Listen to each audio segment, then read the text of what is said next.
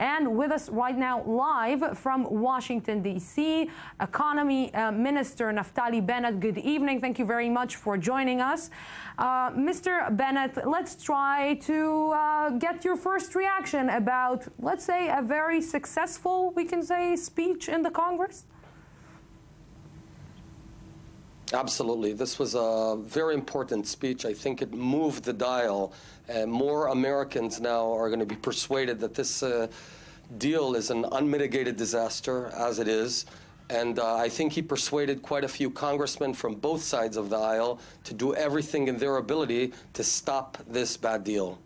You know, I'm trying to understand, and you're saying that maybe more Americans will realize that it is, in fact, a bad deal. But really, will people realize that it's a bad deal? Because, you know, the Americans already know. Even Benjamin Netanyahu said that you can Google it up and you will see the details of this, let's say, so-called agreement. So will people really realize and listen to Benjamin Netanyahu, him trying to convince the Americans, convince the world that it is a bad deal?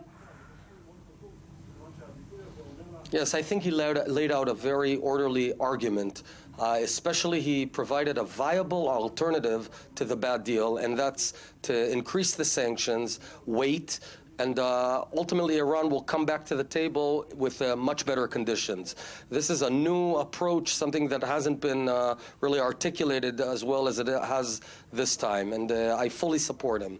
You know, you're saying that this is a new approach, but you know that this approach was built on a daily basis, let's say, in the last few months since that he decided to go and give the speech in the Congress, that this is not a very good thing for Israeli-U.S. relationship. More than that, if we will think about it, Israel may pay the price about this speech later on, because let's not forget that Barack Obama is still going to be the president of the United States in the next 2 years.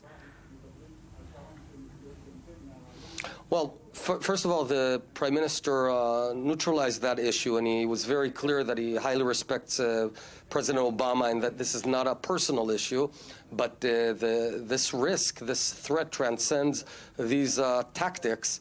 And I think he made a very powerful case that's hard to ignore now, that this deal effectively paves the way for a legitimized nuclear bomb. One thing I regret is that the opposition leader, Bougie Herzog and Tzipi Livni and Yair Lapid didn't come to show that the entire Israeli nation stands behind. But I think now the entire nation does stand behind. Yeah, you know, but Mr. Bennett, you know that at the beginning of his speech, Benjamin Netanyahu mentioned and said that this is not a political issue. This is a worldwide issue. And right now we were saying that Isaac Herzog and Tzipi Livni decided not to come. When it's not political issue, why is it so important for them to be there? To show solidarity. You know, I'm also competing with the Prime Minister in these elections. We're rivals. But regarding the very survival of the Jewish state, there is no rivalry. We're all one nation, and we have to stand behind the Prime Minister. I think all in all, this has been a very successful tour. I myself did dozens of meetings with congressmen, senators, media, and I think we've managed to move the dial, and there's a lower chance, a slightly lower chance, that this bad deal will happen.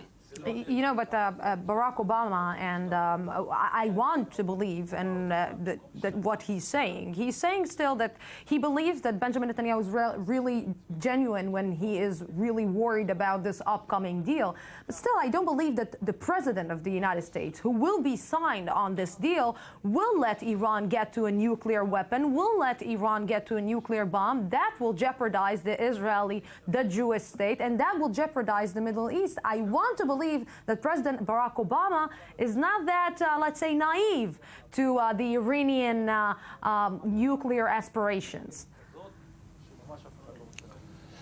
There's a very big difference between a small state that's flanked by Hezbollah, ISIS, Iran, etc., and America, which is an ocean away. I think that's the source of the difference. But I think all in all, this has been successful. I've got a plane to catch, so I want to thank you at this point. Okay, and Mr. Naftali Bennett, I won't let you miss the plane. We're looking forward to see you here in the studio and talk a little bit more about that. Thank you very much. You got it, Lucy.